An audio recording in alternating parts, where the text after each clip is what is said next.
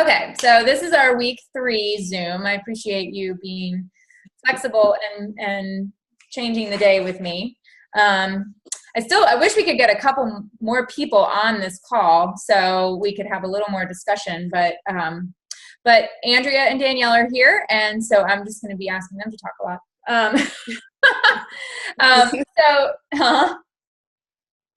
What? Oh. Ready.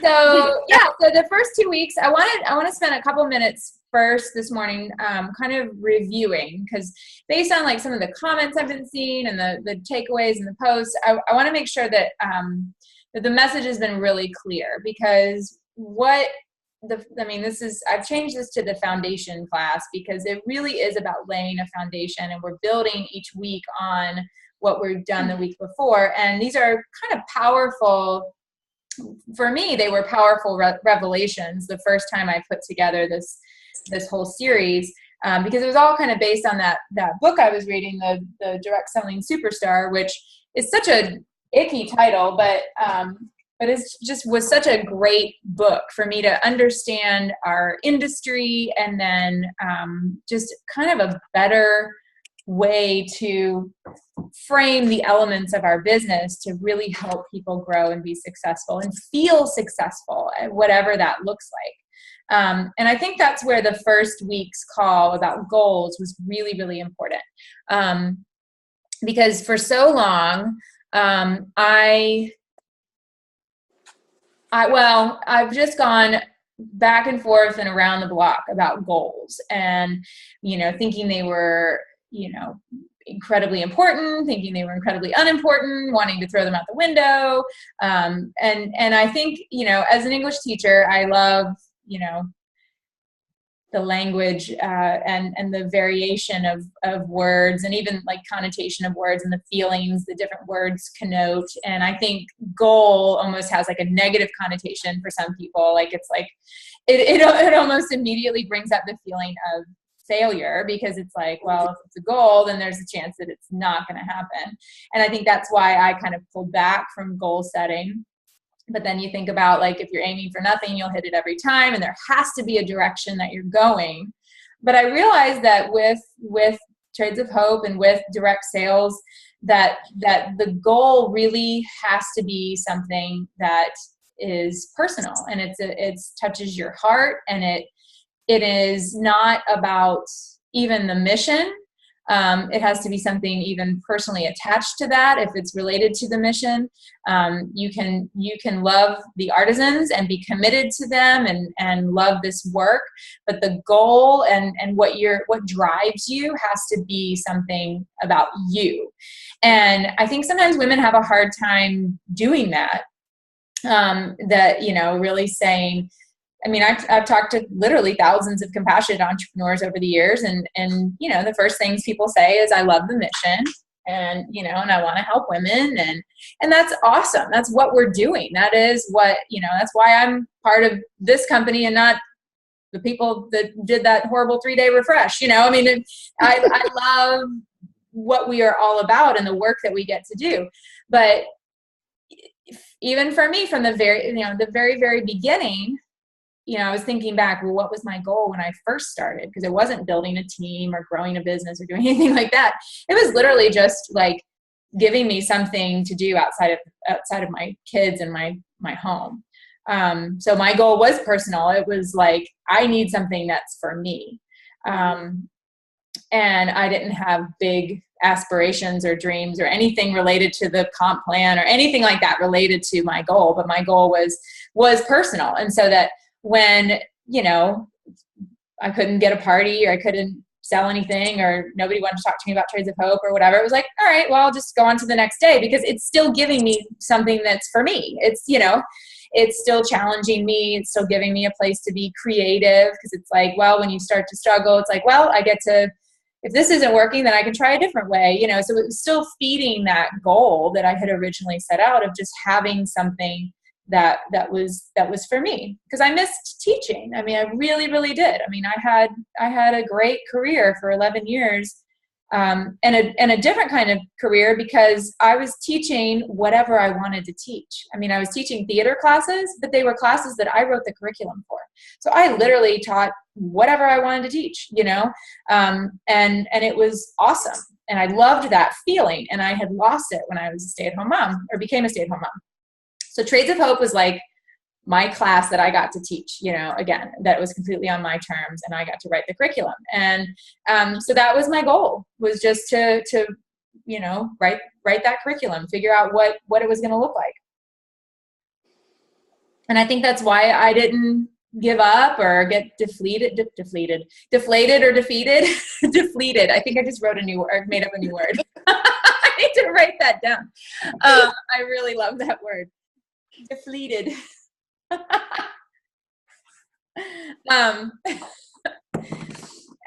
Yeah, you know, I was able to keep going because what I was going for in theory was super personal and just, you know, about me, like nobody else. But then it started to grow and started to change. And then I started to realize like what that did for my family. You know, that first year I was able to contribute significantly to our Christmas. And that felt really good too. And that was the first time that I was like, okay, maybe I should have something financially related to Trades of Hope, like a goal.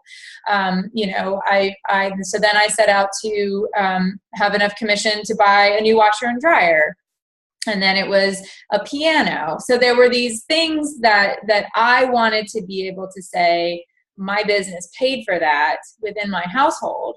That again, it was a goal. It was a little more financially related, but it was super, super personal. Like it wasn't about anybody else. And it, you know, at the core of it, of course, was about the mission and about the business and about learning and growing. But the goal was about me and about my family and what I wanted to be able to give to them and how I felt.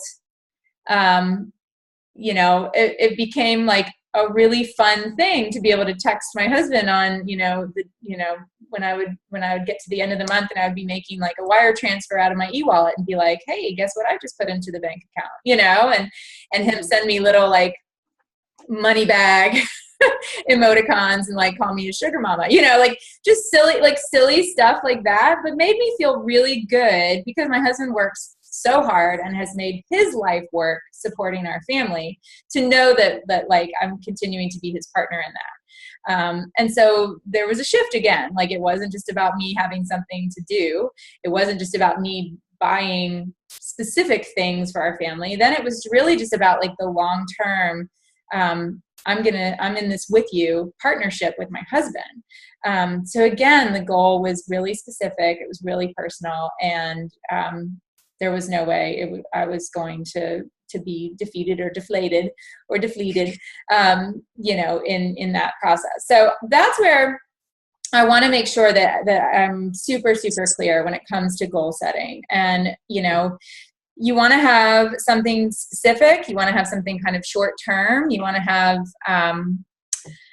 something that's about you and something that makes your heart beat faster, that makes you, you know, might make you really excited or might make your eyes well up with tears. Because, you know, when you think about achieving it or being able to give it, you know, this time of year, thinking about having an extra $1,000 for your family's Christmas is pretty darn exciting, you know, and emotional, you know, because there's always that stress every year. It's like the kids always want more than like logically makes sense to give them. So it's like, well, how do I make dreams come true for my kids, you know? And Legos are expensive, and you hate like having to not give them something, and then to know that your business was the thing that helped you be able to do that. And I think about the artisans too. I think about, you know, that when we talk about empowering women to be the heroes of their own stories, well, what does that really mean? Well, it means like moms in Haiti don't want people coming to Haiti with handouts for their kids so that they, you know, that's the food they're putting on the table. They want to have a job so that they can go buy the food that they put on the table for their kids. They want to be the ones. They want, you know, just like I want to be the one to give my kids, you know, a great Christmas, or I want to be the one to buy my family that washer and dryer. she wants to be the one to do that. And so by working my business and achieving my goals and doing the things that I want to do that are extra or exciting or fun or fill me up, I'm doing the exact same thing for her. And that's what empowerment is. You know, she's giving me the ability, these beautiful products that I can go market and sell and do parties and have hostesses and sponsor people. She's giving me that, and I'm giving her that job by doing my job, so that she can do the same exact thing, have those dreams and those goals that light her up, and then the ability to make them a reality because she has a job, because I'm doing my job and I've got my goals that light me up. And I just think that that's the total package. Like, that's what it's all about. And that other side of it is what makes being a compassionate entrepreneur with Trades of Hope so powerful, because you don't get that anywhere else. I could just have my goals and just, you know, buying a washing machine for my family is awesome, but if I was with any other company, it wouldn't impact anybody else. What that washing machine represents was the sustainability of a job for a woman in Uganda. It doesn't just represent something I was able to do for my family. And I think that's amazing. I think that's crazy, crazy good and amazing. And so when you start to make goals and you start to think about those things, there is that other side to it too. And that's where I think if you get worried about being selfish or about being, you know, to me, the more selfish thing is to not have a really good goal, to not have, you know, a dream with Trades of Hope, because if you're not stretching and going for something, then she's not able to either. And I don't say that in like a mean way, but maybe a way to reframe something that if you're feeling guilty about it, or you're struggling with setting a goal because you feel like it's selfish in some way. I actually think it's more selfish to not know what you're going for, what you want to give to your family because of your business or with your business. Because when you do that, you're empowering women out of poverty. And that is the ultimate goal of the entire company and why we're even here. So I just wanted to readdress goals for a minute, because it's just so important. And that's why I started with it week 1. And, you know, it's an ongoing process, like I said, where you are from the beginning of your business. And I mean, it's been 5 years that I've been a compassionate entrepreneur. So a lot has happened. A lot has changed. A lot has grown. But what I realized is that I always have to have something that's inspiring me and exciting me, and that's really personal about my business.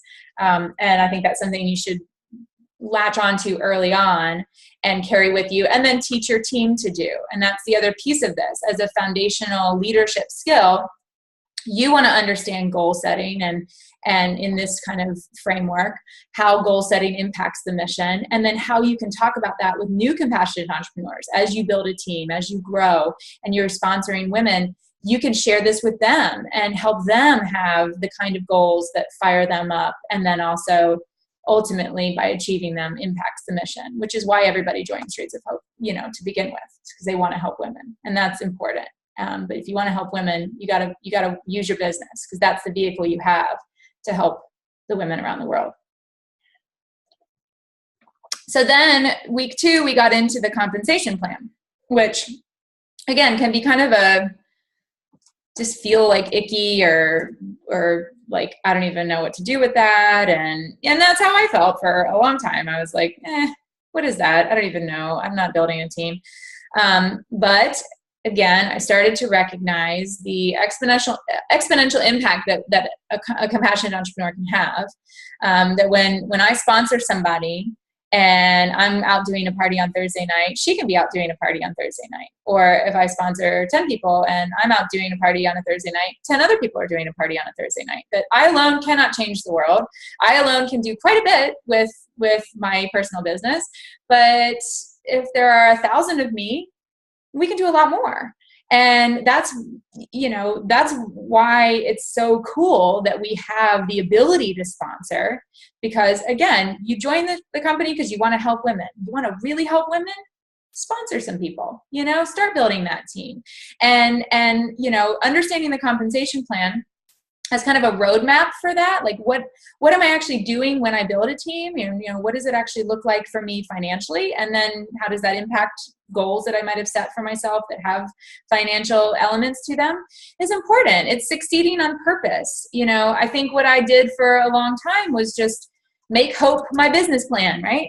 Like you just you're like, I hope I do well. I hope that this works. I hope that I, make X amount of money or whatever. But now I actually am a little more intentional about it. And I want to show others that there's power in that, that understanding your compensation plan and what building a team does is powerful. And so when I asked you to put up the pictures with the selfie and, the pictures with the selfies on the, I'm just full of them this morning. Your pictures with the selfies are so you don't feel depleted.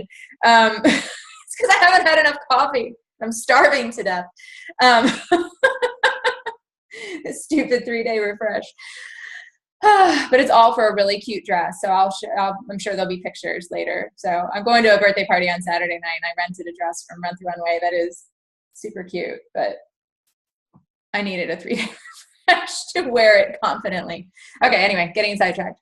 But using that compensation plan as that roadmap, again, is not selfish, and it took me a little while to get to the point where I recognized that sponsorship was doable. It was something that I felt comfortable doing, and that actually the more selfish way to be was to not sponsor, because why would I not tell somebody about something that's given me so much joy and incredible gifts in my life? That would be mean if I didn't tell anybody about it.